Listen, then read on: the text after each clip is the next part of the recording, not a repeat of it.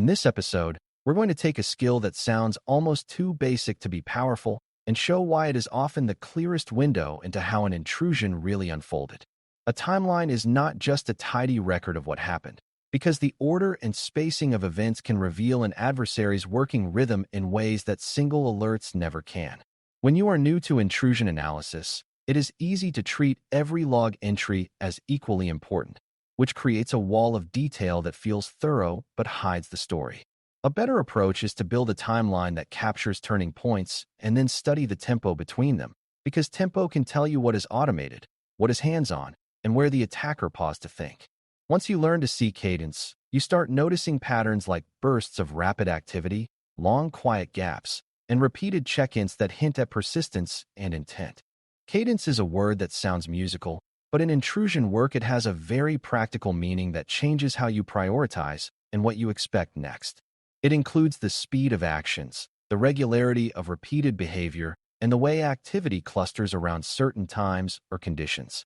A fast sequence of events right after initial access often suggests a prepared playbook, where the adversary knows exactly what to do and executes it quickly. A steady, clock-like signal at consistent intervals often suggests automation, such as a beacon calling home, while irregular bursts can point to a human operator interacting, exploring, and adjusting.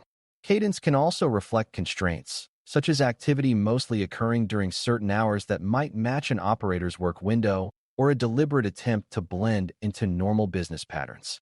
When your timeline exposes these rhythms, it becomes more than documentation because it becomes a lens for interpreting behavior and anticipating risk. A timeline that exposes cadence has to begin with disciplined event selection, because the events you choose determine whether the rhythm becomes visible or disappears under noise. If you include everything, you will bury meaningful transitions in a flood of normal activity, and the timeline will look busy even when the attacker was inactive. If you include too little, you can accidentally smooth over important phases and miss the shifts that define how the intrusion progressed. The goal is to capture events that represent state changes, such as the first sign of initial access, the first evidence of code execution, the first creation of persistence, the first command and control, C2, communication, and the first signs of internal movement or data access. You also want to include defender actions, because adversaries respond to friction and changes in cadence often align with containment and remediation steps.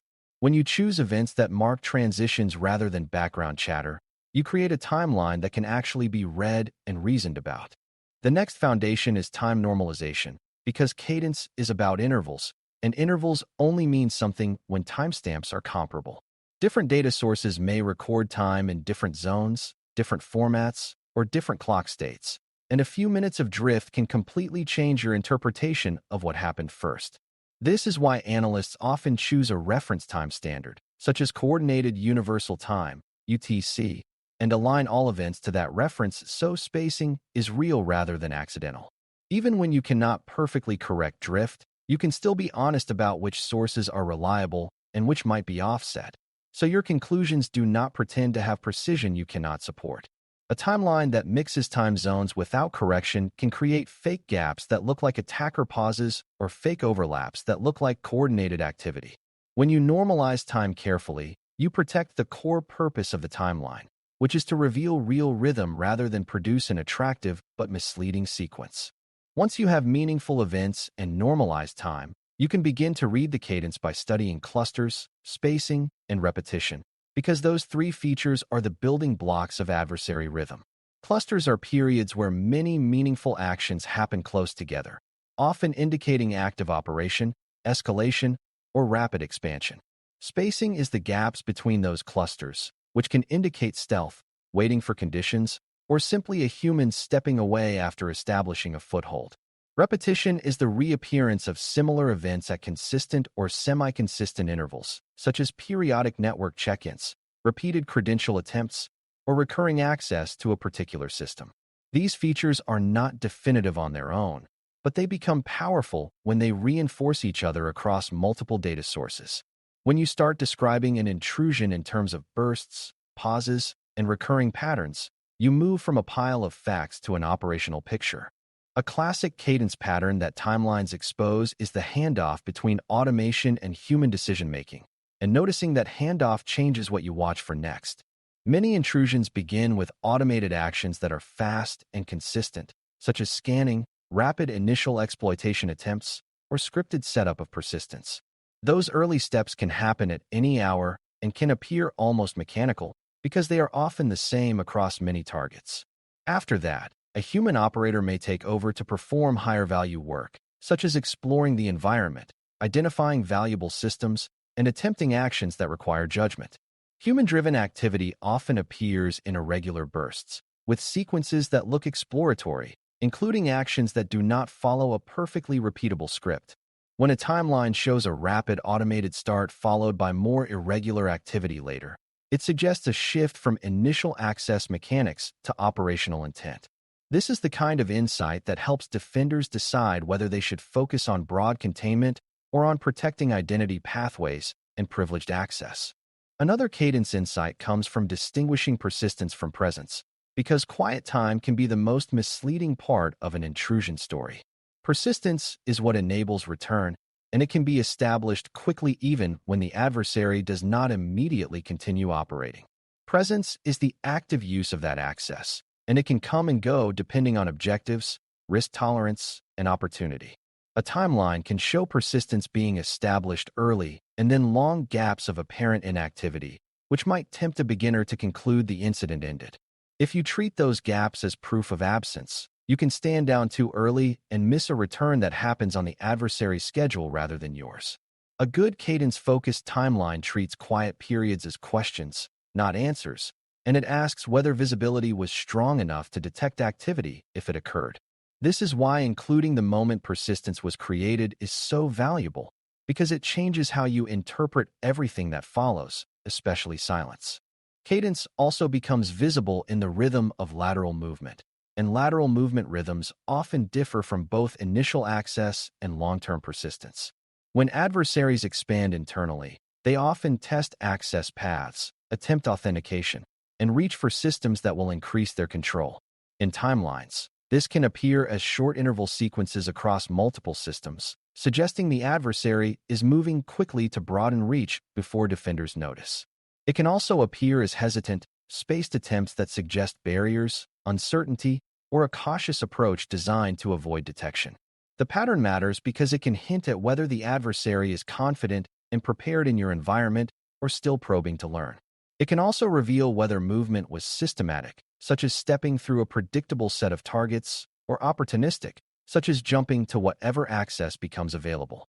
When you read that rhythm, you can choose containment actions that cut off the likely pathways rather than chasing isolated symptoms. One of the reasons cadence timelines are so useful is that they can validate or challenge the narrative you think you are seeing, which is especially important when evidence arrives out of order. Beginners often anchor on the first alert they noticed and treat it as the start of the intrusion, but detection is rarely aligned with initial compromise. A cadence timeline forces you to ask what the earliest confirmed event actually is and whether earlier activity might have occurred before visibility began. It also forces you to consider whether a malware artifact discovered later was truly the cause of earlier behavior or simply a later-stage payload. When the timing does not fit the story, the timing is often the clue that your story needs revision. This is not a failure, because good analysis is iterative, and the timeline is one of the best tools for catching your own assumptions. When you let the cadence challenge your conclusions, you protect yourself from producing confident but fragile narratives. Including defender actions in the timeline is essential when your goal is cadence, because adversaries respond to friction, and those responses are often the most revealing moments in the entire event. When a host is isolated and outbound communication stops immediately, that shift suggests the host was part of active C2 rather than merely containing dormant artifacts. When credentials are reset and you see a surge of failed logins or unusual access attempts, that change can confirm that credentials were being used and reveal which accounts matter to the adversary. When infrastructure is blocked and the adversary shifts to new destinations, that pivot can reveal fallback mechanisms and operational resilience. In other words, defender actions create pressure, and pressure reveals behavior, which is why the timeline should capture what you did and when. A timeline that includes only attacker activity can miss the interaction that explains why the cadence changed at a particular moment. A cadence-focused timeline must handle gaps with discipline, because missing time is one of the easiest places to accidentally invent certainty. A quiet period might mean the adversary was inactive, but it might also mean you did not collect the relevant telemetry, retention windows expired, or activity occurred in a way that produced minimal logs. If you have strong coverage from endpoint detection and response, EDR, and authentication logs for the period, then quiet time has more meaning, because you likely would have observed activity. If your visibility is partial, then quiet time should be treated as uncertainty, and your conclusions should reflect that. This is one of the most important habits for protecting credibility, because leaders often want clean statements like they were gone for 2 days, and those statements can be wrong if they are based on absence of evidence. A disciplined analyst uses the timeline to show what is known, what is unknown, and how that uncertainty affects risk. Reading cadence also helps you separate what might be one coherent intrusion from what might be multiple unrelated events occurring near each other, which is a common source of confusion. 2 different clusters might appear in the same week, and without careful timeline reasoning, they can be stitched into one story that sounds plausible but is not real. If one cluster shows regular beacon-like behavior and another shows sudden bursts of interactive activity with different infrastructure, you may be looking at separate capabilities or separate operators. If clusters share a consistent rhythm and overlap in victims, capability traits, and infrastructure patterns, the linkage becomes more credible and your confidence can increase. This is where blending models strengthens timeline work, because the cyber kill chain, CKC, can help you label phases, while the diamond model of intrusion analysis, DMIA, can help you test whether the same adversary and infrastructure relationship appears across clusters. The timeline shows the rhythm, and the models help you decide whether the rhythm belongs to one story or several. Cadence timelines become especially valuable when you are trying to anticipate next moves during an active situation, because rhythm can be predictive even when details are incomplete.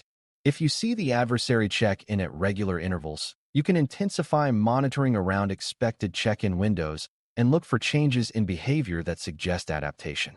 If you see the adversary perform high-risk actions during quieter hours, you can ensure coverage during those hours and plan containment steps that do not leave blind spots.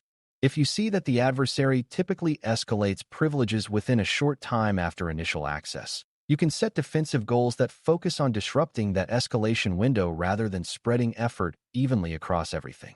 This turns the timeline from a backward-looking record into a forward-looking tool that supports decisions. Even when you cannot name the adversary, you can still describe their cadence, and cadence is often enough to shape practical defensive posture.